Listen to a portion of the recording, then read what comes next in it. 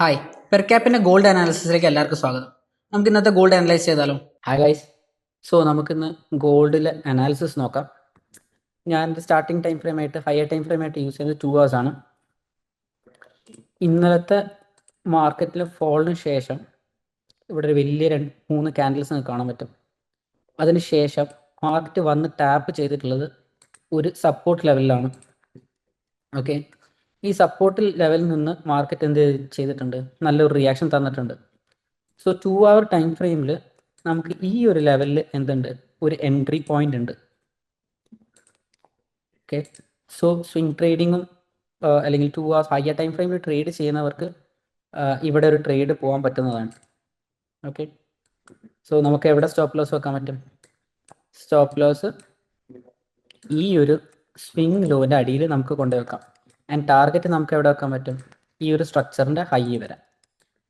Almost 1:7 risk റിവാർഡിൽ higher time ഫ്രെയിമിൽ trade ചെയ്യുന്നവർക്ക് എടുക്കാൻ പറ്റുന്നതാണ്.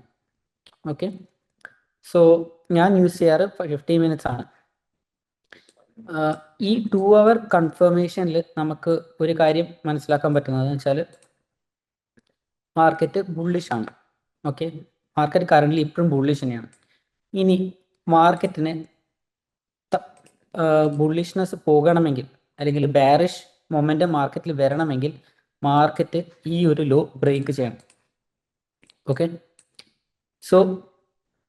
ബട്ട് കറൻ്റ്ലി ഇപ്പോഴും ബുള്ളിഷ് ആണ് and we can expect market to reach here. Okay, ഈ ഒരു സപ്പോർട്ട് ലെവൽ വരെ വന്നതിന് ശേഷം മാർക്കറ്റ് മുകളിലോട്ട് പോകാൻ ചാൻസ് ഉണ്ട്.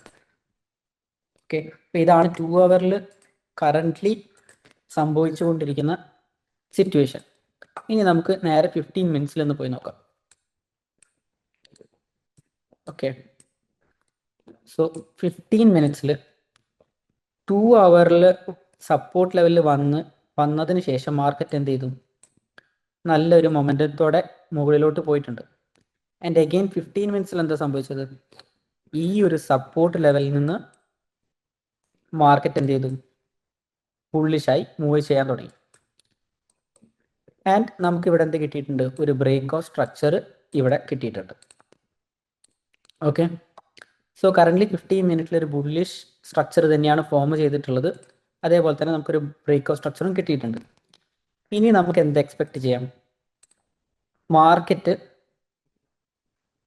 ഈ ഒരു സ്ട്രക്ചറിൻ്റെ അറ്റ്ലീസ്റ്റ് 50% വരെ, ഓൾമോസ്റ്റ് 50% ഓൾറെഡി എത്തിയിട്ടുണ്ട്.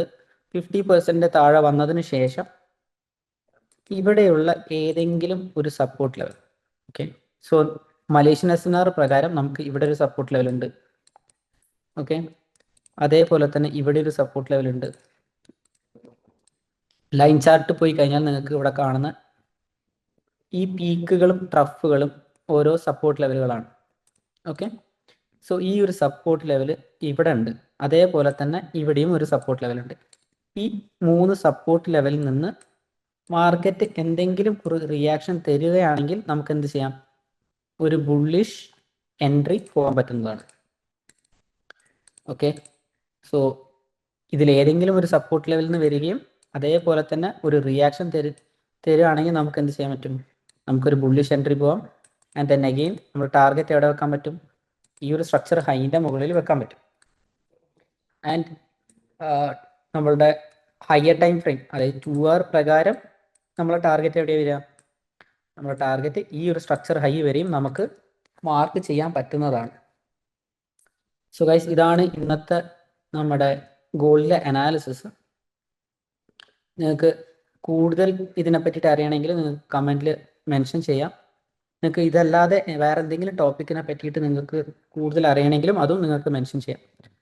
ഗൈസ്, നമുക്ക് നെക്സ്റ്റ് വീഡിയോയിൽ കാണാം.